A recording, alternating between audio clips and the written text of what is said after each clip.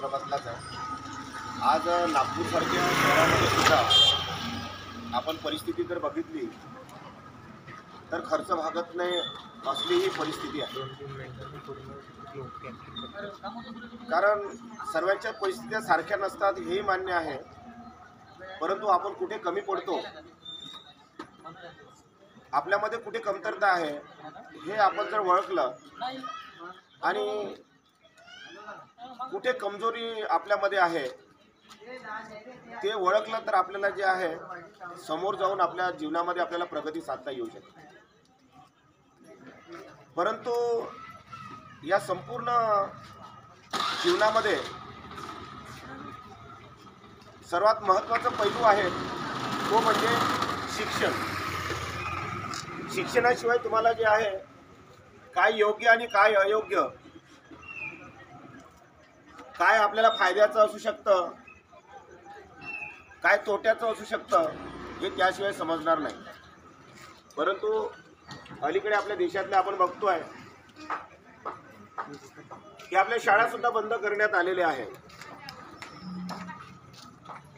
आज महागाडं शिक्षण आहे,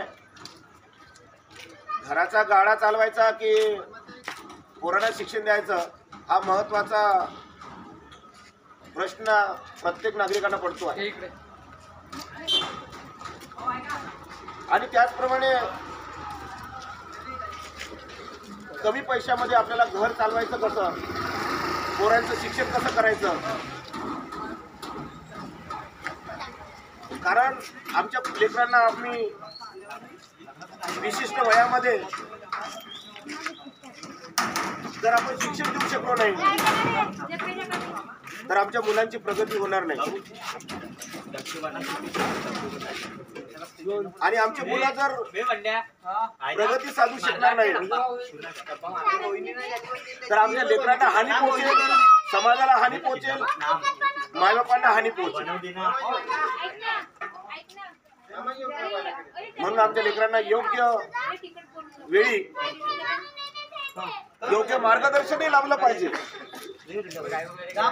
पहिली जबाबदारी आई वडिलांची आहे, आई वडील ताकदीचे निर्माण झाले पाहिजे।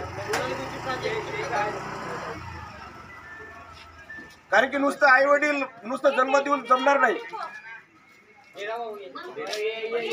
नुसतं आपल्या लेकरांना जन्म दिला बा आपलं संपली जबाबदारी असं होता कामा नये। ताकदीचे मायबाप आपण बनलो पाहिजे हा महत्वाचा प्रश्न आहे। आज आमच्या पिढ्याच्या पिढ्या जर गरिबीमध्ये गारद होत असेल तर कुठेतरी जे आहे आपलं चुकतं आहे। गरिबीमध्ये आपला जे आहे जन्म झाला यात काही आपली काही चूक नाही, पण त्याच गरिबीमध्ये आपण जे आहे जीवन घालवत असेल, मरमर करून मरत असेल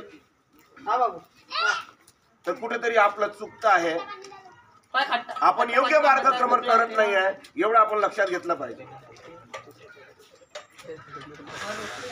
आणि त्यासाठी महत्वाचं आहे पहिले ताकदीचं शिक्षण, आणि ते शिक्षण म्हणजे जे आहे माणुसकीचं शिक्षण। तो माणूस बनला पाहिजे, नाही तर जनावरांमध्ये आणि माणसामध्ये जे आहे काहीतरी फरक असला पाहिजे। हे आपल्याला शिक्षणातून जे आहे आपल्या लेकरांवरती संस्कार आपण टाकले पाहिजे। नाही तर आपण आपल्या लेकरांना कॉन्व्हेंटमध्ये पाठवतो, कॉन्व्हेंटमध्ये शिक्षण इंग्रजीचं घेतोय, पण त्याला जर एका व्यक्तीने दुसऱ्या व्यक्तीबरोबर कसं वागलं पाहिजे, आपल्या आई वडिलांचा कसा रिस्पेक्ट ठेवला पाहिजे, आपल्या वडीलधाऱ्या माणसांचा कसं जे आदर ठेवला पाहिजे हे जर त्याला कळू शकत नसेल तर ते शिक्षणही कामाचं नाही। आणि या देशामधलं शिक्षण जर ते आम्हाला शिकू शकत नसेल तर इथली शिक्षण पद्धती सुद्धा जी आहे या भारत देशातली बरोबर नाही, एवढं आपण लक्षात घेतलं पाहिजे। आणि या देशामध्ये या देशातली शासन व्यवस्था, जाणीवपूर्वक शिक्षण व्यवस्था चुकीची आणण्याचा प्रयत्न करत आहे। म्हणून माझ्या संपूर्ण आई भगिनींना आणि माझ्या बांधवांना सांगणं आहे, या देशातली शासन व्यवस्था आम्हाला जे माणुसकीचं शिक्षण, सिलवान किंवा नैतिक बनवण्याचं जर शिक्षण देऊ शकत नसेल तर दुसऱ्या मार्गाने आपल्या लेकरांना आपण शिक्षण दिलं पाहिजे, ते क्रांतिकारी आणि महापुरुषांचं शिक्षण आपण दिलं पाहिजे.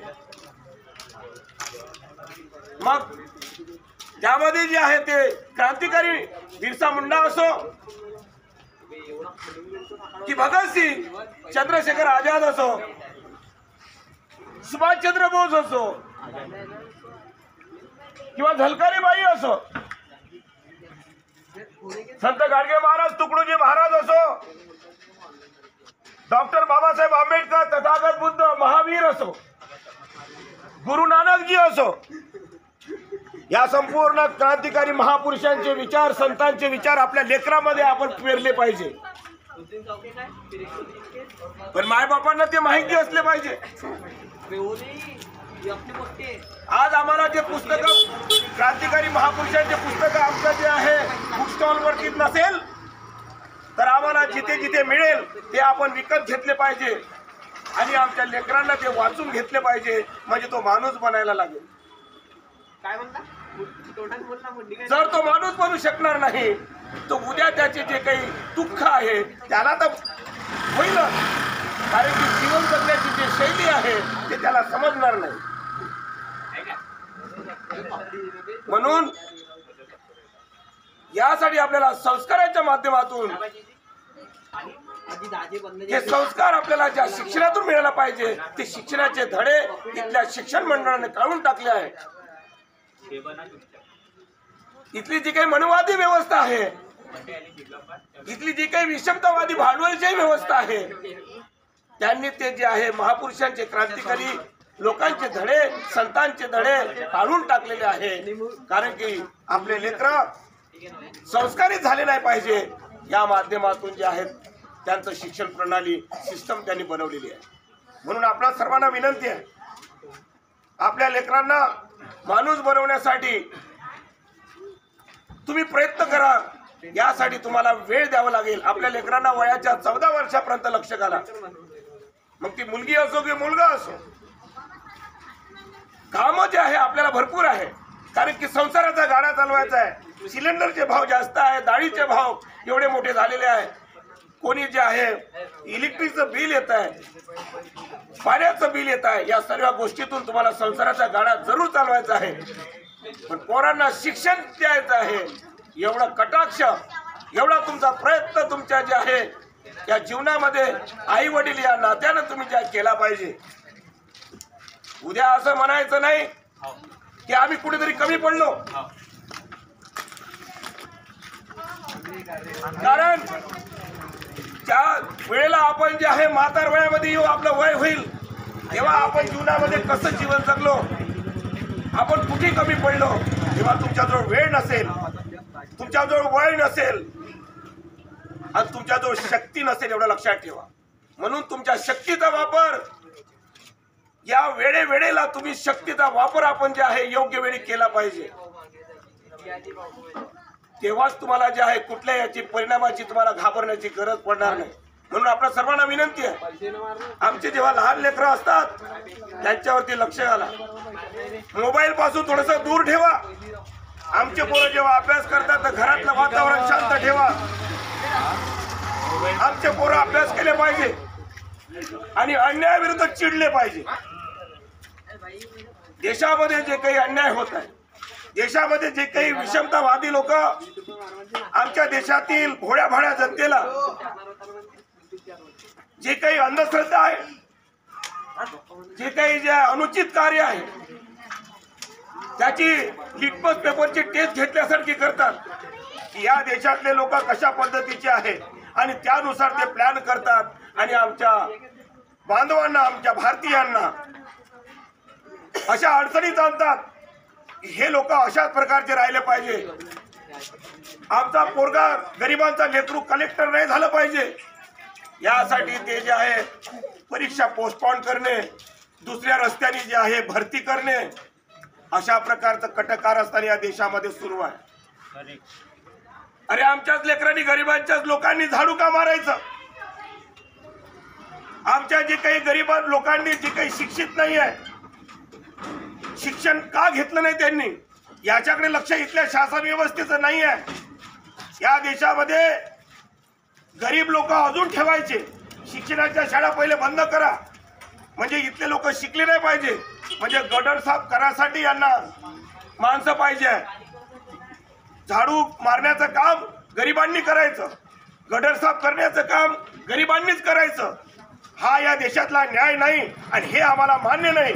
हे जर तुम्हाला मान्य नसेल तर तुम्हाला जे आहे आपल्या लेकरांना क्रांतिकारी बनवावं लागेल. अन्यायाविरुद्ध चिडवावं लागेल. त्याला चीड आली पाहिजे अन्यायाविरुद्ध.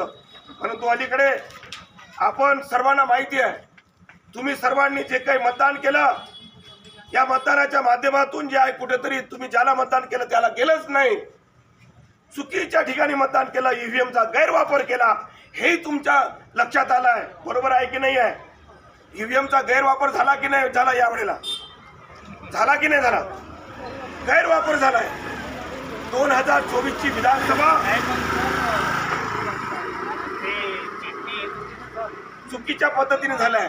ज्या ठिकाणी ज्या बूथवरती लोकांचं मत हजारावर असेल, 100वर असेल, तिथे 2 मतं दिल्या गेली. चुकीच्या पद्धतीने ईव्हीएमचा वापर आपल्या इथं सुरू आहे. म्हणून या देशामधल्या शासन व्यवस्थेला, विषमतावादी शासन व्यवस्थेला सांगणं आहे, आमच्या जनतेला काय पाहिजे? शिक्षण पाहिजे आणि तेही निशुल्क पाहिजे. हा त्याचा हक्क आहे. आमच्या पोरांना फुकटचं काही देऊ नका. आम्हाला जे आहे पैसे नको आहे, आम्हाला प्रकल्प पाहिजे.